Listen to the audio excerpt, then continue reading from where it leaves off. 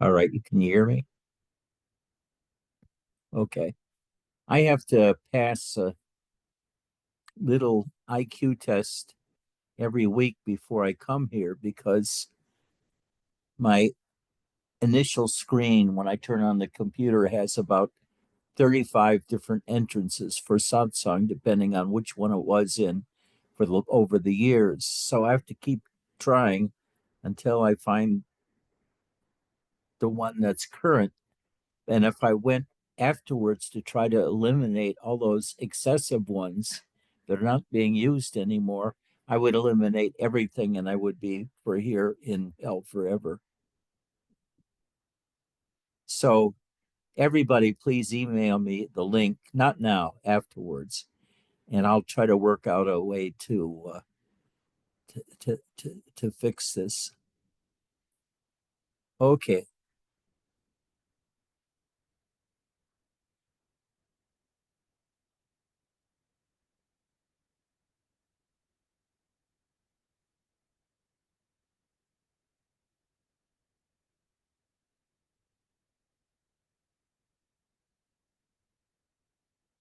one should and must at some point ask yourselves, why are you doing this? Why are you coming here? Why do you read spiritual books? Why do you go to other satsangs? Why do you listen to spiritual music?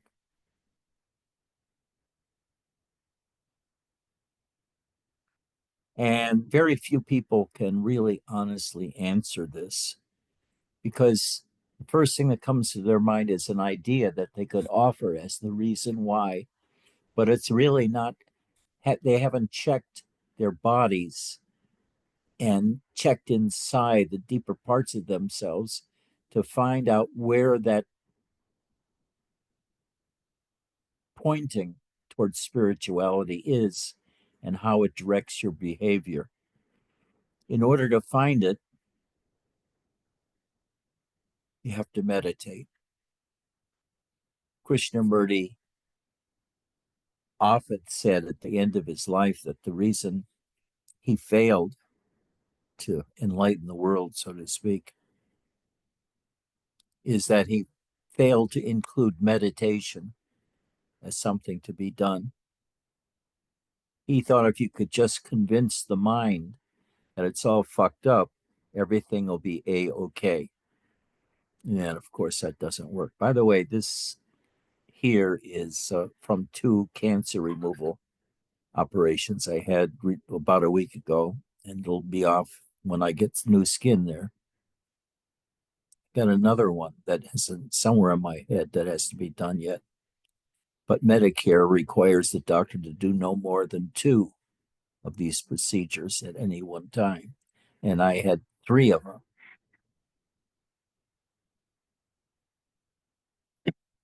Now, the whole thing about the way I do spirituality and the way Robert did it, but he didn't do it in words. He had no words for how to get into the right place and the right meditation. But for me, I sit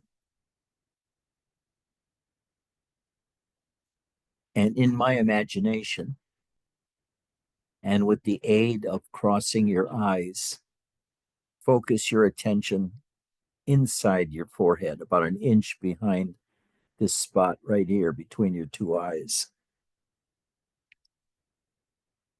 That's going to take a little time to master because the eyes begin to hurt from the strain of turning your eyes within. So after a while, after you learn how to get inside,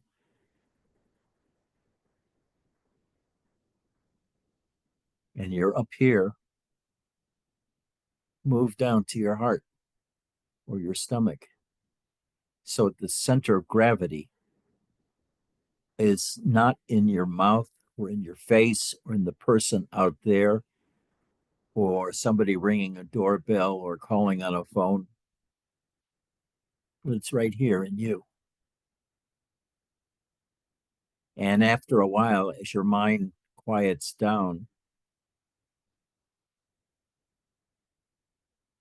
the feeling of size of the universe you're in meditation will expand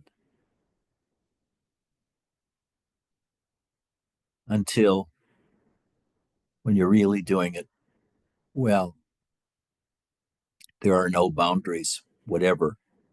You are in the center of your own universe. But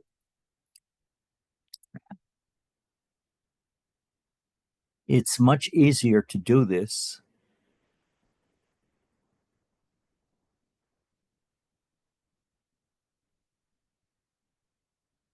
if you concentrate on getting it here, the third eye, and then moving it down into the stomach or chest or heart area. And what happens over time is both the darkness and the light that one finds within oneself when you meditate like this expands. So you're not sitting in a room anymore. You're sitting right smack in the middle of your own universe.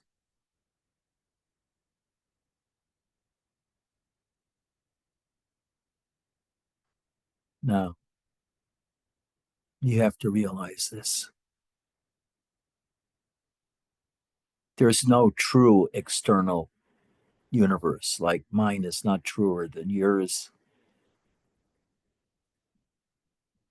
All of yours are not different from Mark.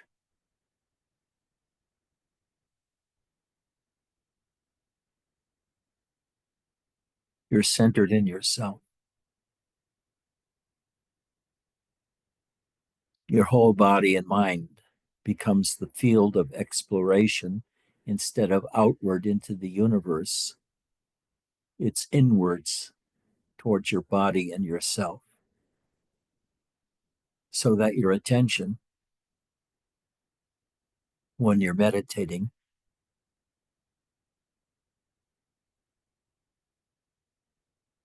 should go inwards. And this is a hard thing for a lot of people because they think that the skin is a barrier even to imaginative thought.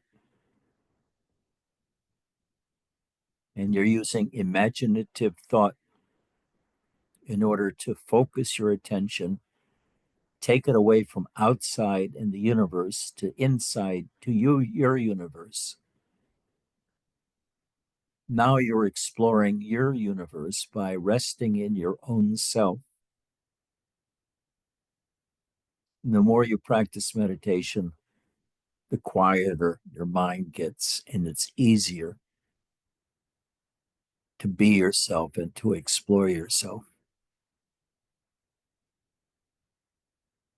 Now, the natural position for an advanced meditator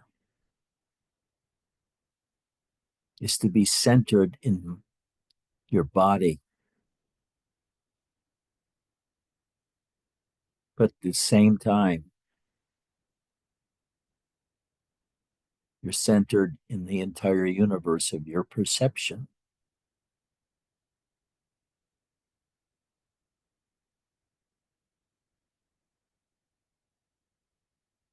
But your mind is still directed inward, not outward. You're concentrating on your inside, the feeling of your body.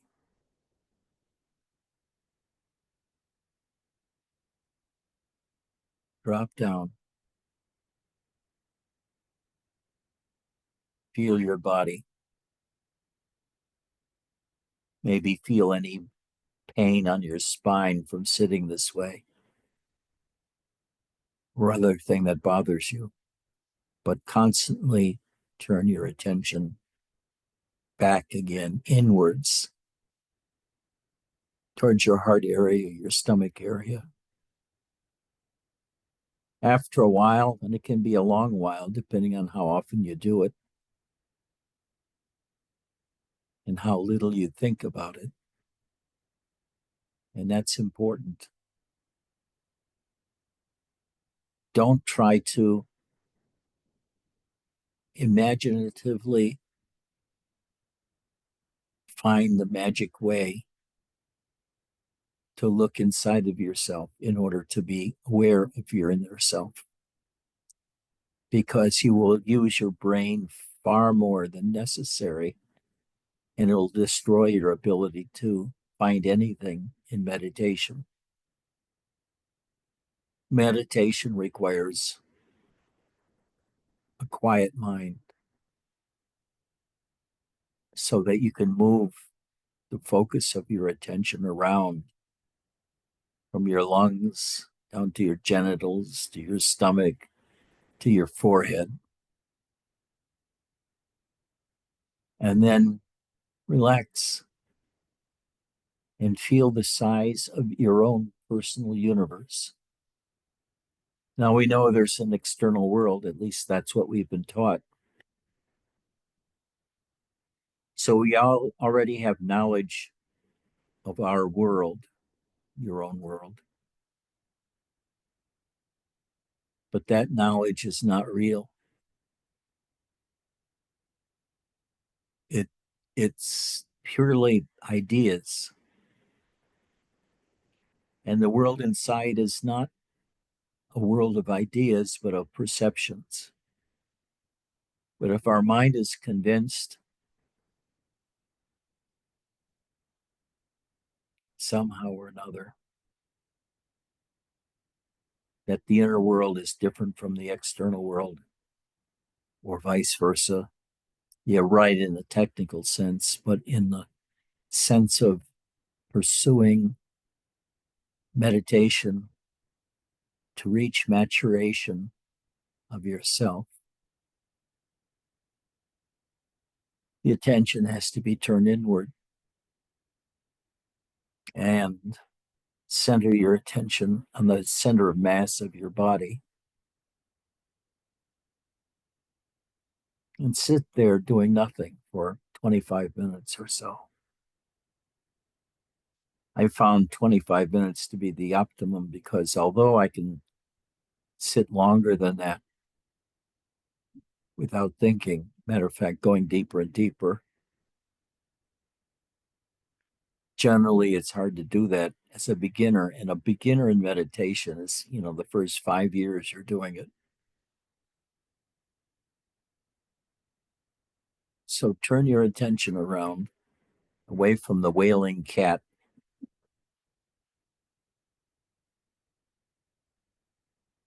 Barima's going to give him something to eat to shut him up. Okay.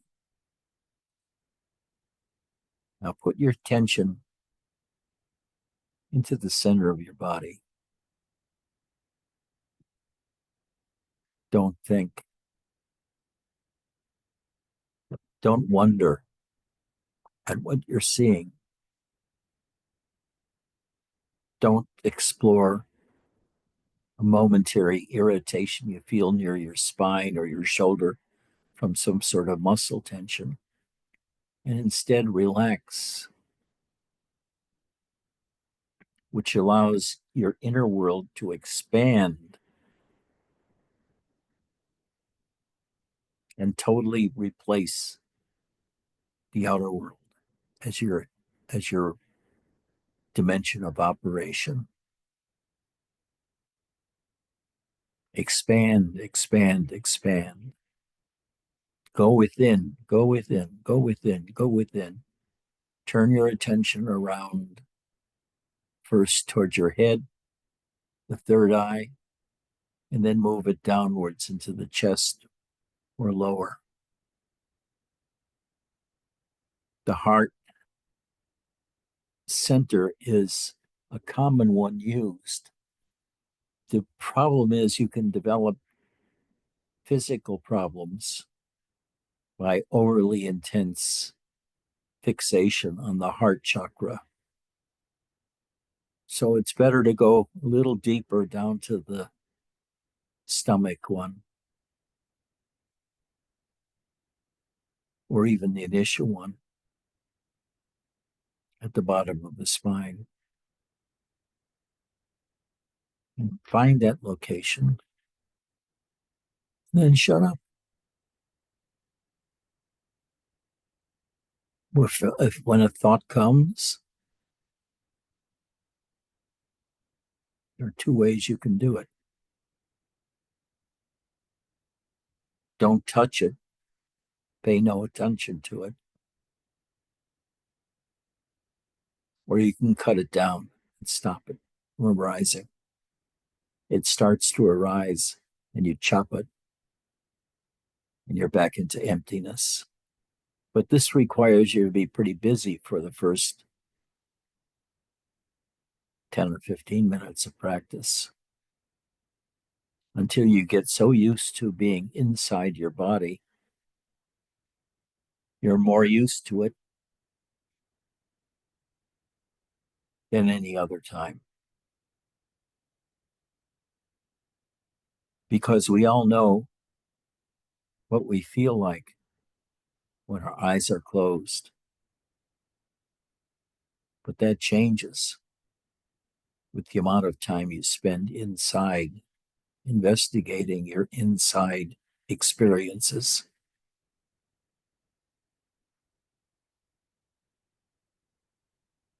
First, you have to totally ignore, if you can, your mind and what your mind is telling you about what you're doing. Thinking crowds out perception. So you have to be a pretty good meditator already to begin to do good meditation. But don't despair, it comes, but only with practice. I think for the average person, it would be impossible to reach enlightenment without meditation. Because getting to that place of feeling the immensity of your own subjective self in meditation requires that there be no chatter of your mind, or if there is, to ignore it completely and stay with your perception of your inner world. In other words, ignore the thoughts and don't bother with them, or you can learn to cut them down as soon as they arise until your mind is used to living in silence, enveloping your body in your experience of the external world from a place of sitting in a room, hearing things outside.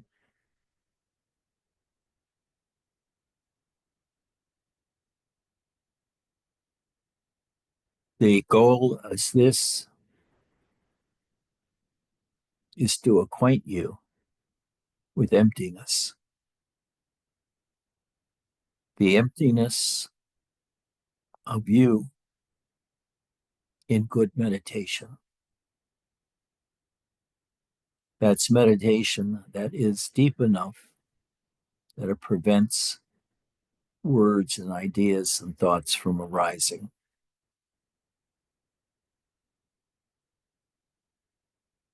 And what happens is you sink into your body. You get to the point where you can identify with the body or parts of the body, because most people can't experience the inside of their body. First, you have to be taught that there is a way to do it. It's sitting in silence and directing your attention inside your body, even though you can't really do that physically with anything, but with your imagination, you could be inside or outside. It doesn't make any difference. When you do it inside, it's just to get past the skin barrier to allow you to get inside your body in meditation. Once you're there, and you'll know if you're there or not, just stop, shut up, and let your awareness expand as much as the mind, as its diminishing, allows. What you will get to is a place where there's no thought and you feel wonderful. You feel the energies in you freeze, but are at an extreme intensity. They're not moving, but they pump you up, so to speak. That reminds me of that Schwarzenegger thing on Saturday Night Live, pump you up. So get inside your body with your attention and just sit there doing nothing, not watching anything in specific, not watching your breath, not watching your body pains, and actually just at first watching the emptiness. Listen to the emptiness. This way, you'll turn your attention inside out instead of being out in the world doing things and using your mind to figure out how to get things done. Instead, you take a position of being an explorer of a new world. That world is your own internal world. And then learning the relationship between your internal world and the world of everybody else and of your own self.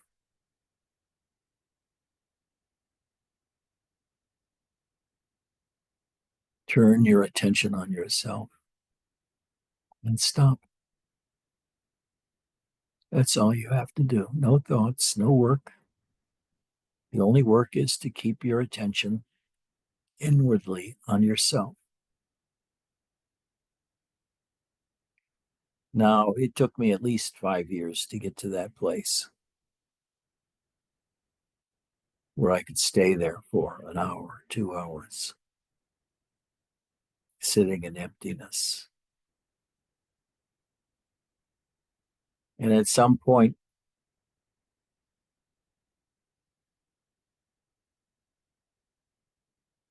you'll notice that there's a very strong tendency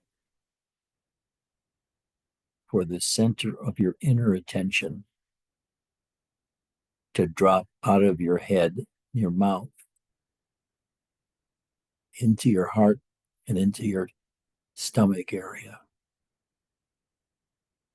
And you'll feel a bloating sensation as your consciousness expands from a point of looking inside to just resting inside.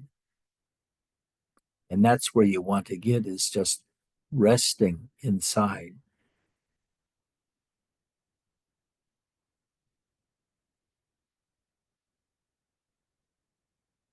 Resting inside means in your imagination, sinking into your body and being aware of the things that you experience. And then, this is most important, you become aware that you're aware. You become aware of awareness.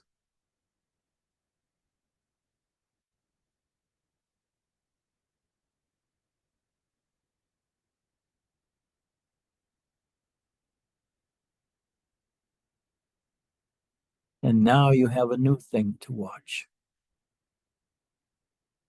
The entirety of your internal existence, which means mind, body, body aches, hunger, pain, love, excitement, fear. All of these things you watch, they enter into your awareness.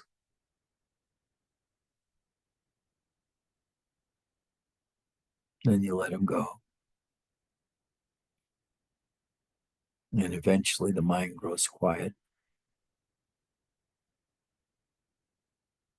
and you're resting in nothingness. But at the same time, your awareness is totally throughout your whole body. And outside of your body, the things you hear, the things you feel, and any other physical sensations.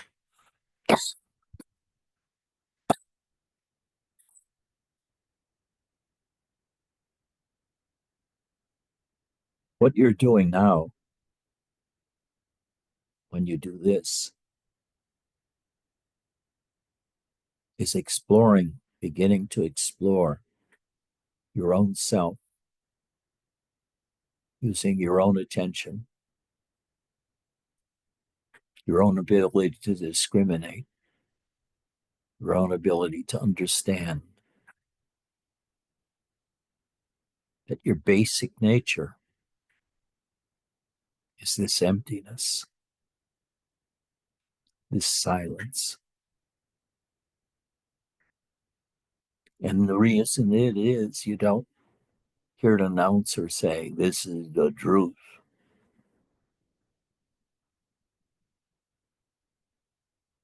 But what you're doing and what you feel is an explosion of energy within you that fills up your inner world with intense awareness. And then the awareness is directed at your insides.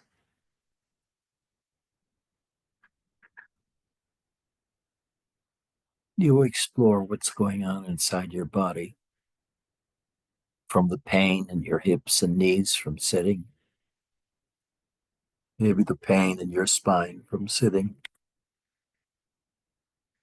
until after a while, it doesn't take that long to do it, just as long as you can get into a half lotus.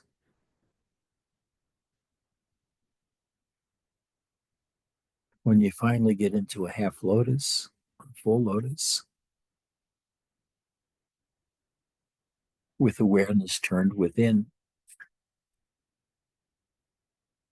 the within and without become identical.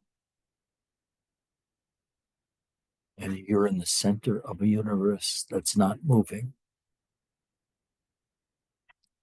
It's just vast, without limit, in all directions. And the center of that universe is in your own heart. And you sit still because your heart is now as big as the universe. There's no more need to read books about your heart and the heart expansion and the heart chakras or any of that, because you perceive it directly as it's happening.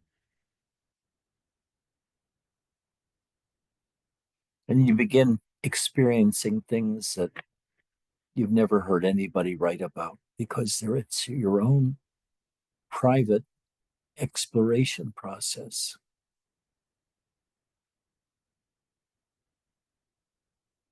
Things get similar again when everybody is an advanced meditator. Then they all have about the same experience. which is as soon as they sit down, they can go into deep meditation, which means they shut off the brain's activity and get into exploring your own body for what's happening inside. What pain is there? What's the color of the emptiness that you perceive? Because it will vary in color depending upon how much light is in the room that you're in. So just keep sitting without any intention. You're not trying to dig out enlightenment anywhere. You're not digging deeper and deeper into yourself to find a new world. You're just sitting there in total emptiness, totally relaxed. And you feel like an enormous balloon filled with this energy.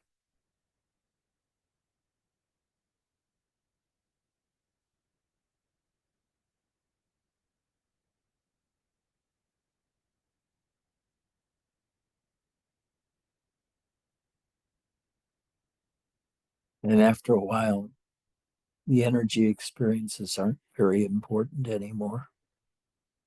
They were there to prod you on to develop more and more of careful observation and experience of all those activities occurring inside your body.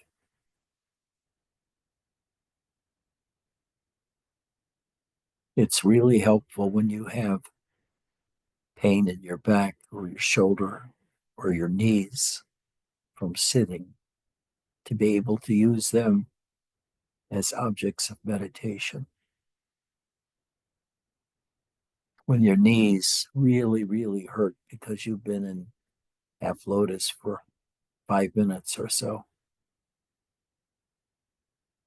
then you'll notice that just about the time you're ready to scream, all the pain goes away. It just falls away over over a couple of seconds. And now you're in that vast emptiness, experiencing your insides, experiencing the immensity of the darkness and the light inside. In your body now, all that tension has gone away from the crookedness that we hold ourselves against our own muscles. And our whole body is totally relaxed and yet stiff enough to hold itself up in meditation. And this is the goal, to have no mind, no thinking, and yet be aware of everything.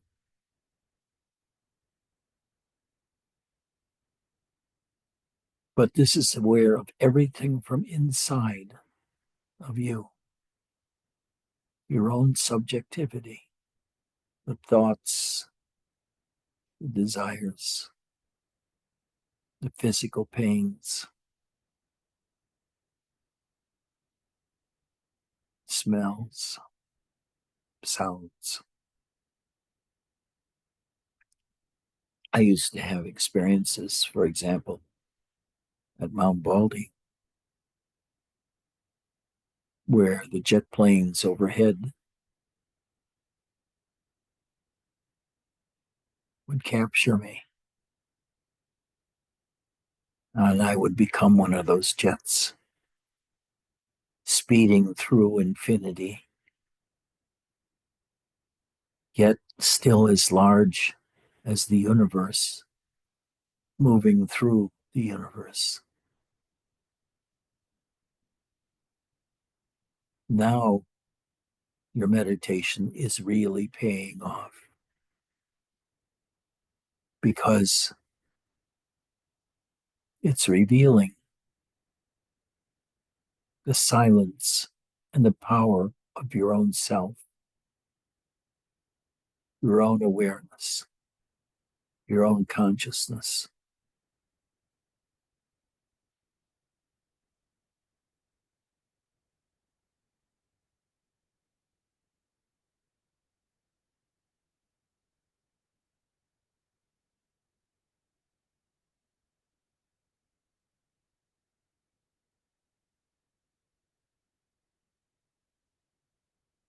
Now, you have a problem in everyday life. Maybe it's a problem in your relationship or your main relationship, or it's a problem at work, or if it's a medical problem that you can feel.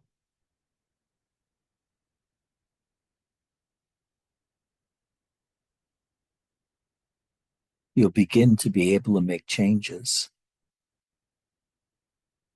not in the outer world anymore, but in yourself, to get to that quiet, enormous, infinite self within, and just sitting there, letting the body feel what it wants and does do what it wants, but it won't want to do anything because it likes the quiet and the peace. That's, if anything, the final output.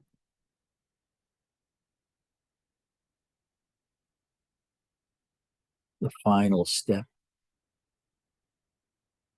is to learn to rest in the self within, which means the experience of the totality of yourself from within, including the body.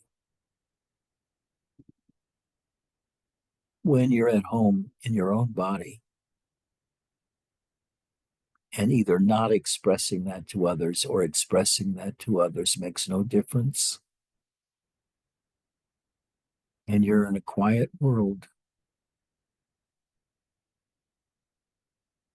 with an empty body, perceiving inner lights, perceiving pain from within, perceiving everything from a different perspective, not of being part of an outer world, but being the center and master of your own existence from inside.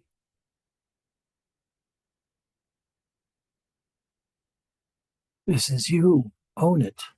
Rest in it.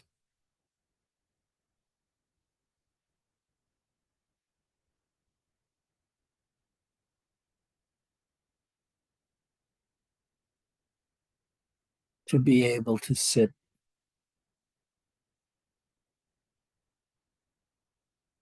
and sit strong,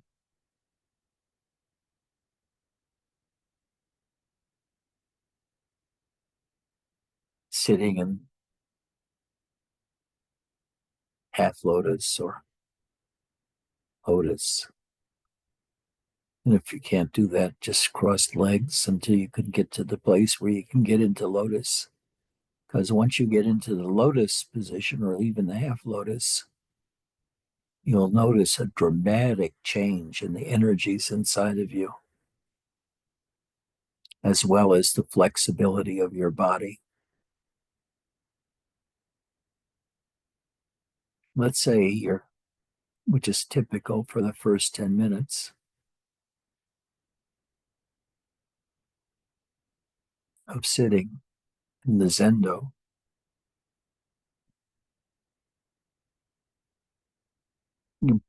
you hurt progressively more each minute for the first 5 or 10 minutes. until the pain seems unbearable. Pain in your knees, the pain in your back, pain in your shoulders, wherever it is for you. Or the disturbances outside as somebody's using a jackhammer down the street.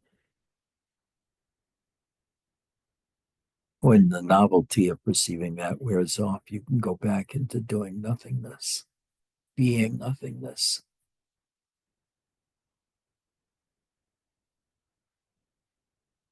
And when a bird sings to you in a tree, you can become that bird, free as a bird.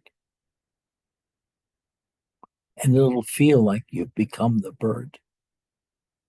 It'll become your truth, that you're not this person sitting there in meditation. You're the bird of your mind, and you feel like a bird. You'll perceive like a bird.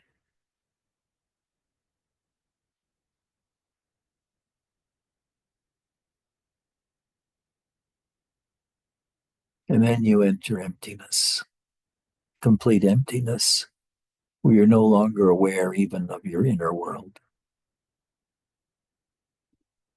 You're sitting, but you're not aware of anything anymore. You've gone beyond awareness or before awareness. These are distinctions that are important.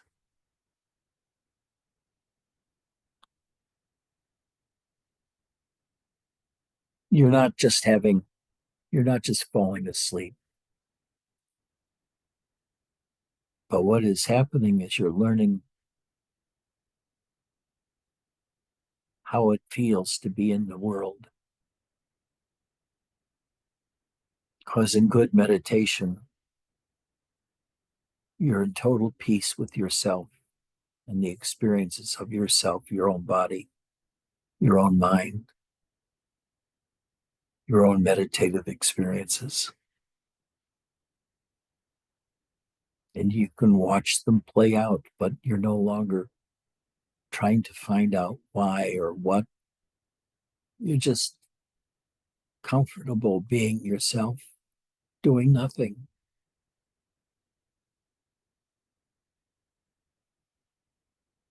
Soon you can become a master of nothingness.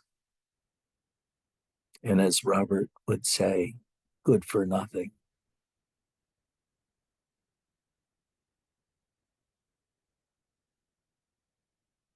Nobody laughed. I guess that's not deep enough. Good for nothing. He used to say that all the time. Matter of fact, he talked about this, and I did the transcription for that that that concept, and it's available everywhere that you can find my writings. And it's called The Good for Nothing Man.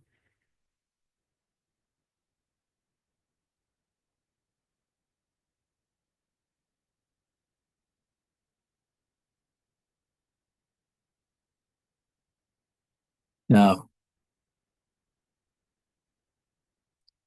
your mind, if it's like mine, tends to be hungry.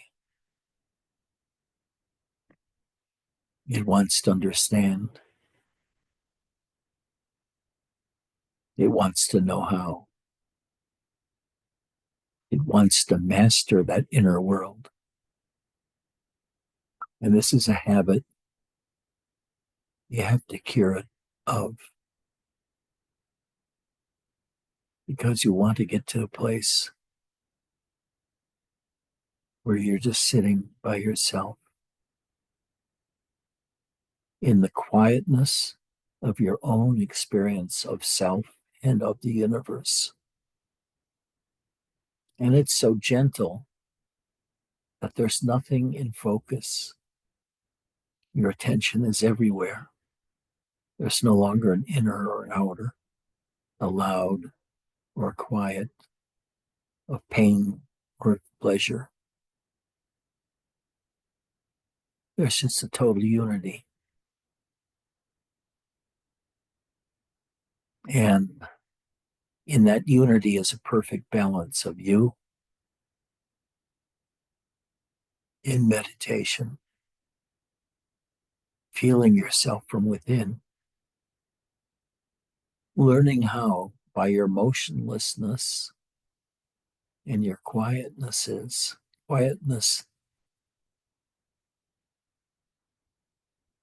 to take that quietness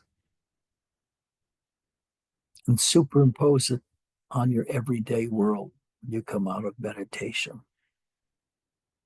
There'll be that tendency anyway. And after a while, the quietness that you felt during deep meditation will follow you into everyday life. And you'll have that infinite depth of self as the totality of your experience all the time.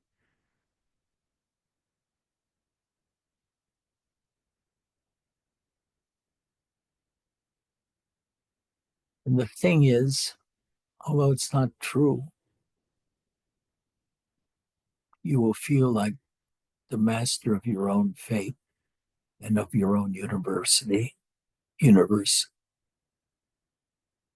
because that's how it appears. You feel like this is my home. I'm safe. I'm in charge. There's nothing going to attack me or hurt me.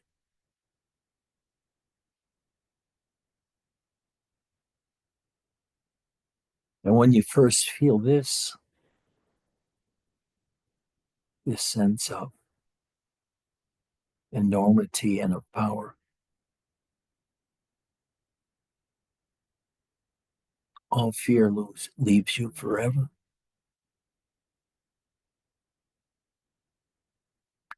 Now, I mean the numbing kind of fear of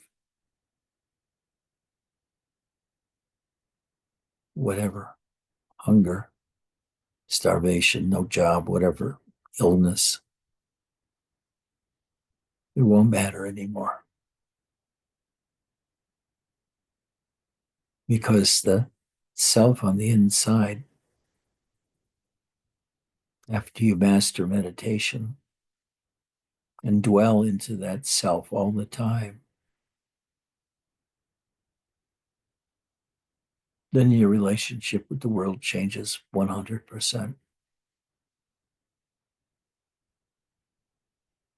Now the world is just interesting enough to explore it, but you wouldn't want to live there. Joke.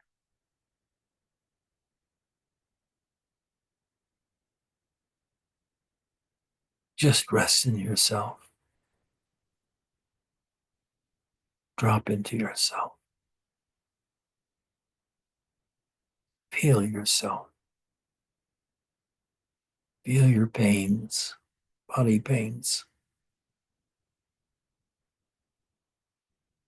Let your mind grow quiet and stop. And then sit into that infinite universe of silence and quietness, and no motion, no need to do anything. You feel perfectly fine doing nothing. And it's more than fine because you can feel ecstatic.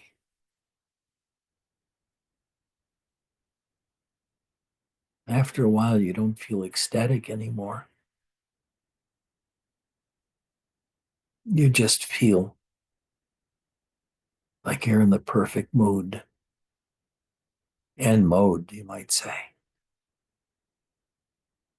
Nothing disturbs you. Everything belongs to you, including the external world. There's no enemy anywhere. There's no reason to hide, to run. Nothing can harm you because you're the infinite universe.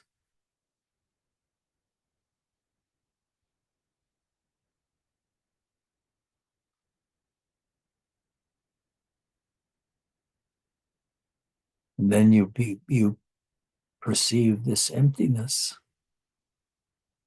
as the realness of the universe too.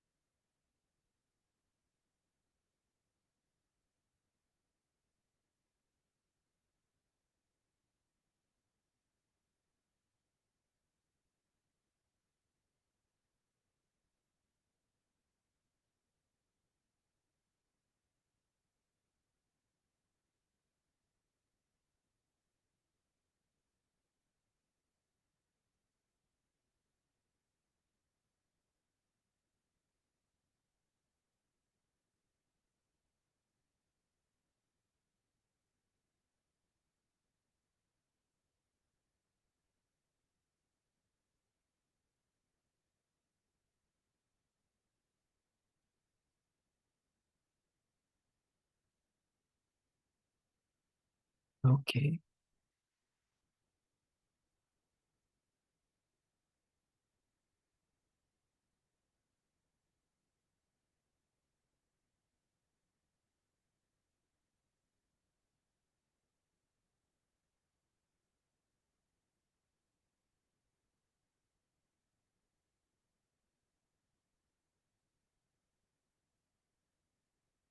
It's probably pretty important not to talk about the experiences of your inner life to anybody else because they'll understand it from the point of view of being a regular human being immersed in the 30 or 40 different intellectual matrices they dwell in.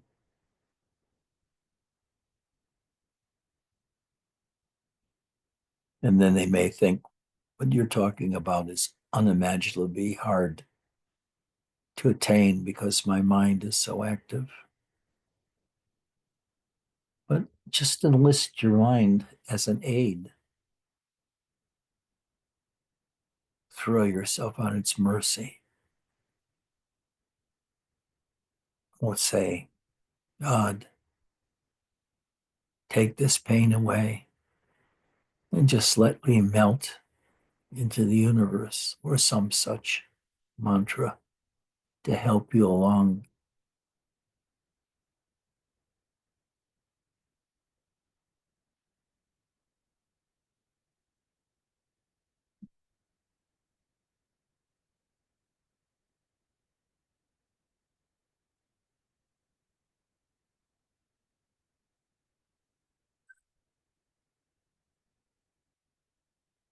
Now,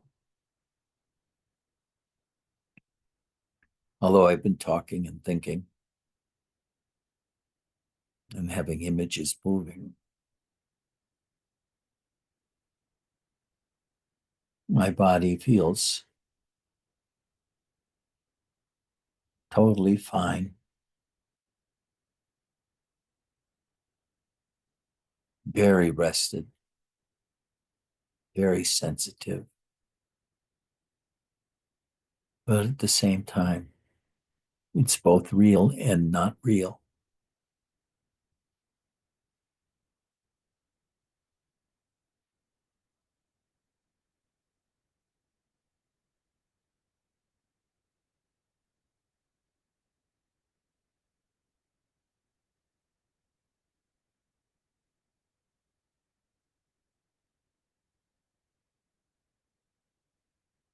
The goal of sitting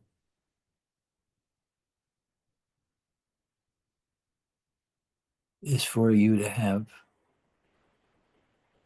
as much awareness of yourself and understanding of your world that you've attained with the external world. You know how to handle the external world, how to work, how to stay awake when you're working, whatever.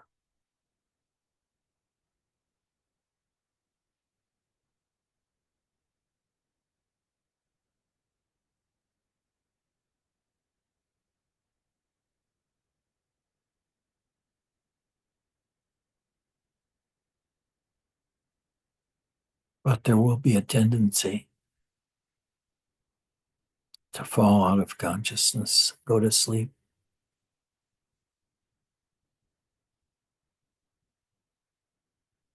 And there's nothing wrong with going to sleep and losing any kind of meditation.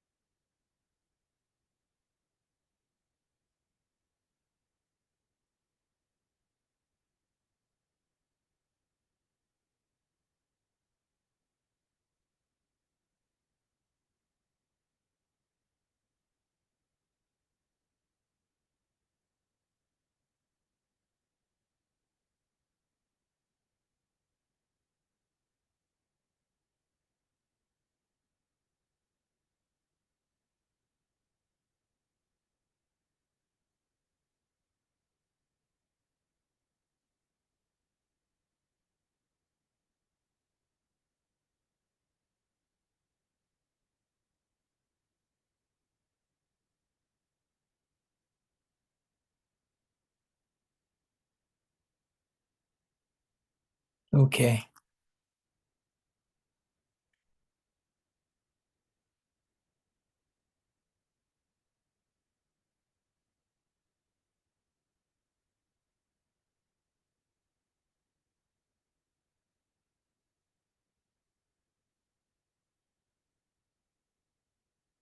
You can come back into the world if you want, or you could stay away if you want.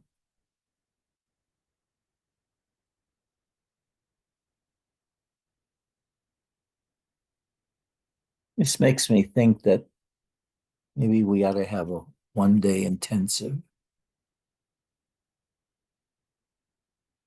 spread 3 or 4 hours of meditation throughout the day with some chanting and eating. We'll have a beer prasad.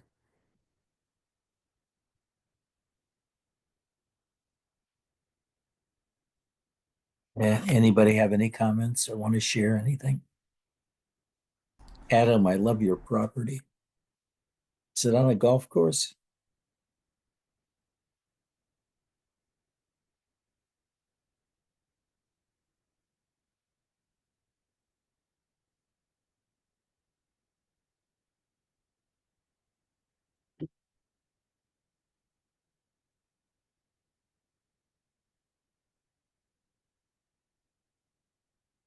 A great place to meditate, except this girl wants to play the whole time, so kind of hard to do nothing. Yes, I know. You have to choose.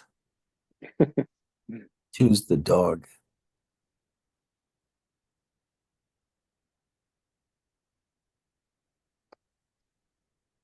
I used to sit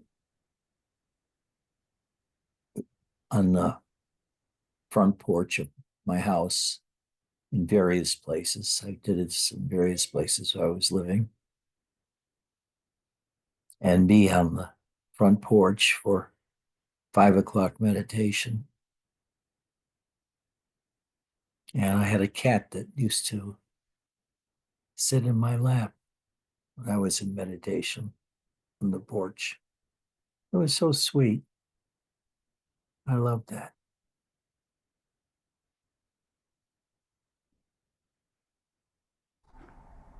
Does your German Shepherd climb into your lap, Adam? He's a little big for that, but she's tried a few times. Not lately, though.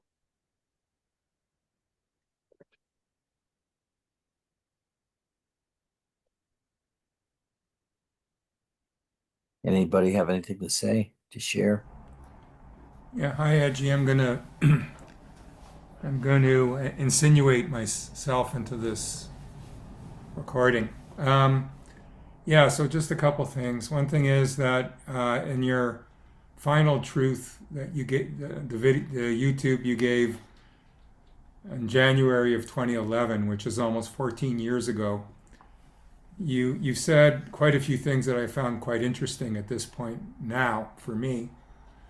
And one of the things you talked about was going inside and using your emotional tactile sense, which, I've talked about my experience of myself being like having sounds, having inner lights or displays, but the predominant thing is the feeling. And giving it this term, emotional tactile sense, is a lot more specific than just just the feeling. So I really appreciate. I'm going to borrow that because that's what it is. That's much closer to what it really is. It's an emotional tactile sense.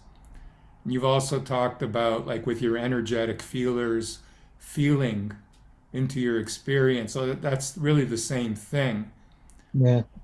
And it's become my predominant sense, is that emotional tactile sense. Yes, that it will be more and more. And even even that changes. It gets more subtle, more powerful. And I don't know what's next for me or for you. Well, what's been happening is what you described a few years ago, which is that the feeling of the sense of the realization gets subtler and subtler, and as it becomes subtler, it becomes more powerful and more constant. So that's where I'm at now. It's like going from like a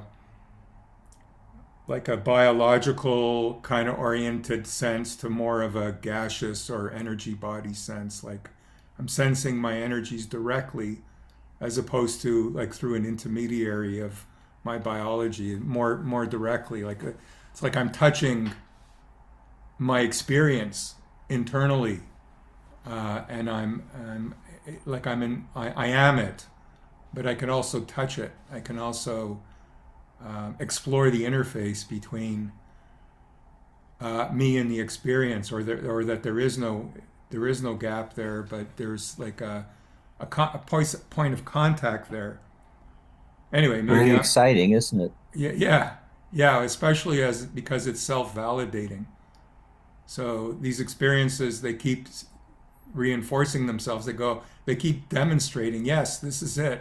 You're doing it. Like this is what you were meant to be, in many different ways, and not something I bring about. It happens by itself, but they're like it's continuously or frequently self-validating. The other thing I wanted to comment on is what the thing I found most interesting in today's talk is when you said it feels simultaneously real and not real. So this being in the middle of or embracing complement like opposite polarities simultaneously makes no sense to the mind. The mind goes, what are you talking about? Like that's a nice delusion you're in. But no, it's directly perceived. It's not a thought. It's nothing the mind can understand. The mind needs to get out of the way in order to know this type of experience. And Yes. it reminds me also when I much earlier on, like maybe 6 years ago, 8 years ago, even maybe 12 years ago, I used to meditate when I was at work, and I used to regularly drive myself to physical and sometimes mental exhaustion for various reasons. But on my break, I would meditate in order to replenish myself.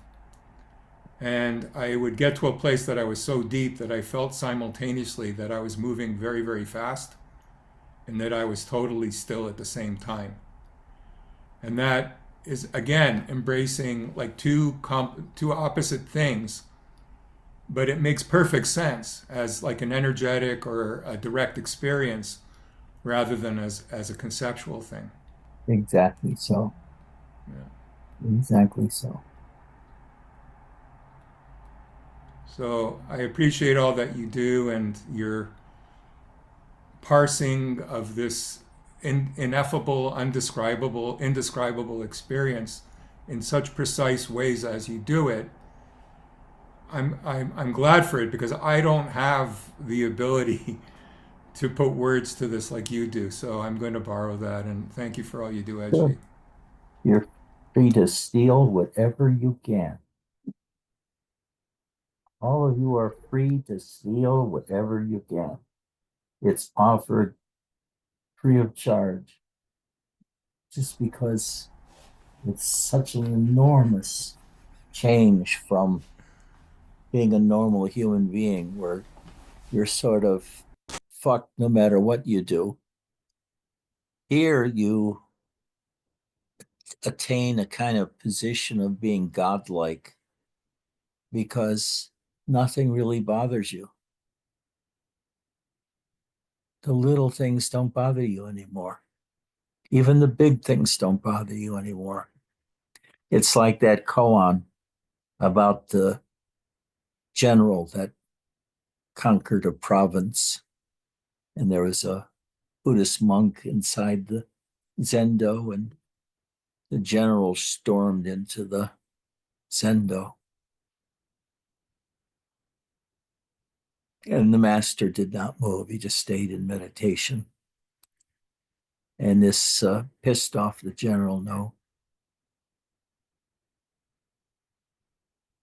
intolerably, because who is this jerk here that didn't rise and pay obeisance to this general which had conquered the world, so to speak? And the general said to the monk, "Don't you know who I am?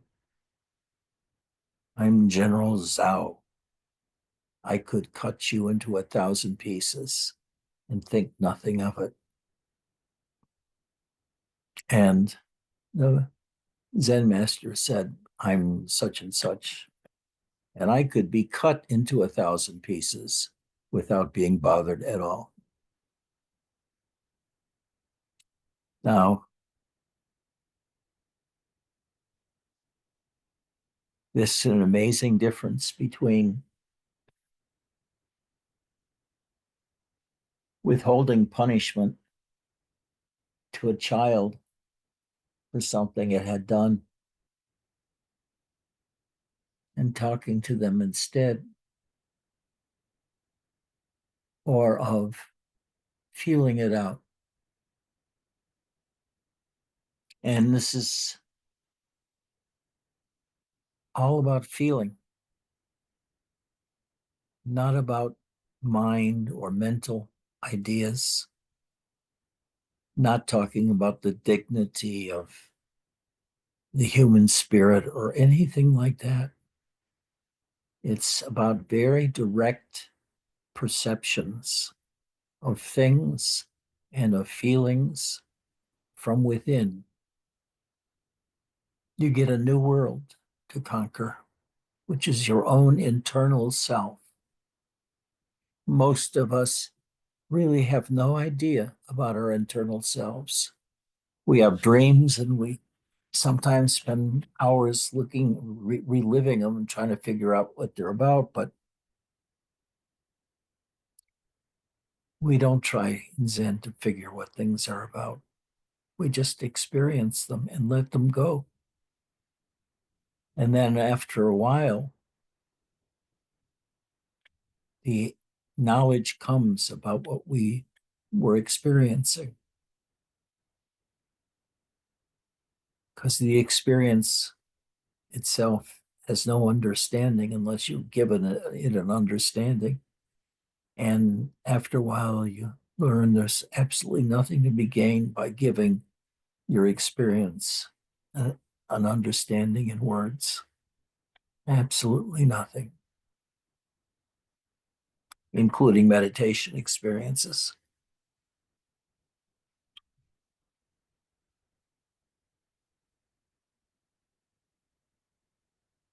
It's interesting, though, if you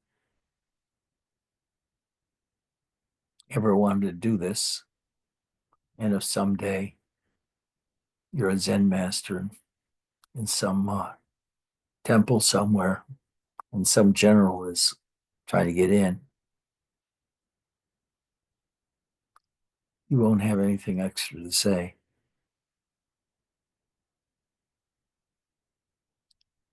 But the inner world is so much more amenable to existing in for a long period of time without leaving.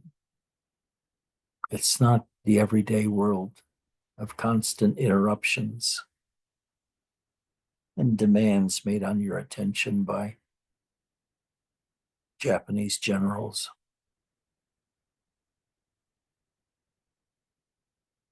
or Donald Trump. I'll tell you, I don't get this guy.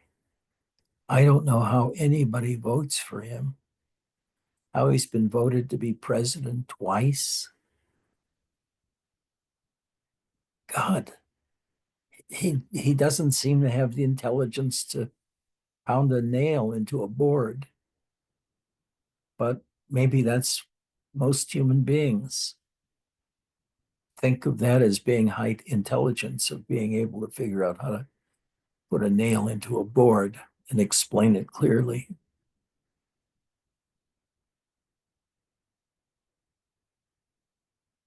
Really, it astounds me. It just befuddles me, thinking if they make him president twice and have 4 years of utter chaos in between that he creates around him, and yet we vote for him and let him be our master, so to speak, the head of government.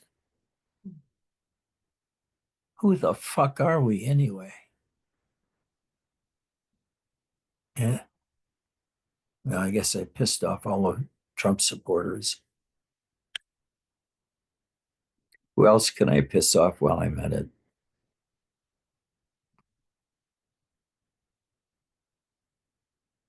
Chris, did I piss you off?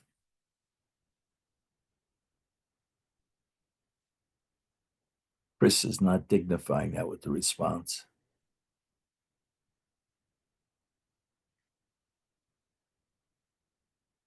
Okay, everybody. See you next week. And I'm really thinking of having a full day sometime on a Saturday of meditation and talking.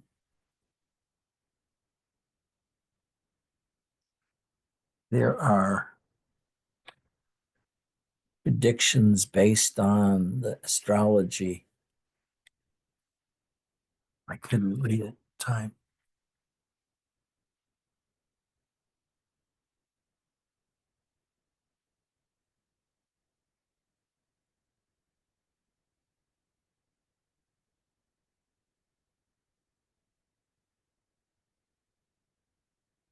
Any other comments?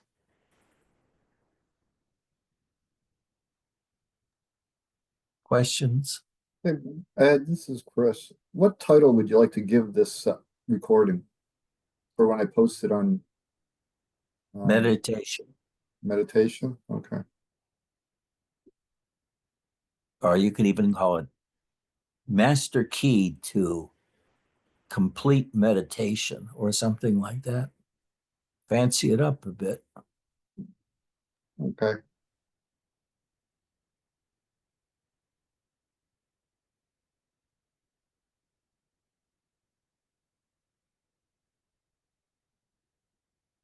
How about Destroying Your World meditation? Get to know the new one. The new one doesn't have any taxes, doesn't have any 8-hour-a-day jobs, doesn't have any broken bones. Those are all in the physical world, not the world inside of you. Anyway, I love you all. Come back again next Sunday. Bye-bye.